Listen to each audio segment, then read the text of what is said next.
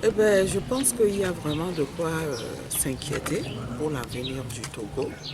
Et c'est un appel que je voudrais lancer à la raison pour qu'il y ait une gestion plus rationnelle de notre économie. Et on ne peut pas, pour un pays qui se respecte et qui a le souci du bien-être de ses populations, continuer à s'endetter inconsidérablement et surtout à utiliser cette dette dans des secteurs qui ne sont pas des secteurs directement productifs, qui ne peuvent pas produire de la richesse dont nous avons besoin. On ne peut pas agir, améliorer le bien-être des populations s'il n'y a pas de richesse à distribuer. Et c'est ça le problème. Nous devons revoir notre manière de gouverner ce pays. Je me suis rendu compte qu'il y a énormément de choses à faire.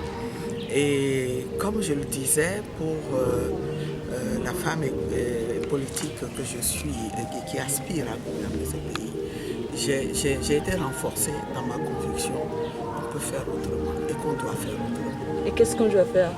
Eh bien, qu'est-ce qu'on doit faire? Les règles sont là, on ne réinvente pas, on ne peut pas réinventer là.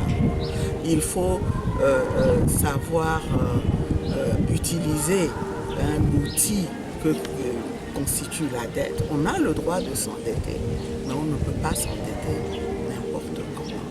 Et il faut savoir où mettre les investissements. Il faut faire en sorte, ce qui m'a frappé aussi, que les populations soient informées sur les conditions dans lesquelles le pays contracte des dettes. Et il faut rendre compte, il faut gérer avec transparence. Je pense que nous avons du chemin à faire encore, mais je ne suis pas désespérée. Je me dis que ce genre d'initiative, ça vient à point pour donner aux populations les informations dont elles ont besoin pour provoquer une prise de conscience de ce qui se fait, de la manière dont elles sont gouvernées, pour que ces populations puissent demander des comptes. La redevabilité de nos dirigeants est très importante. Or, jusqu'ici, on a fonctionné, les dirigeants de ce pays ont fonctionné en maître, n'ayant aucun compte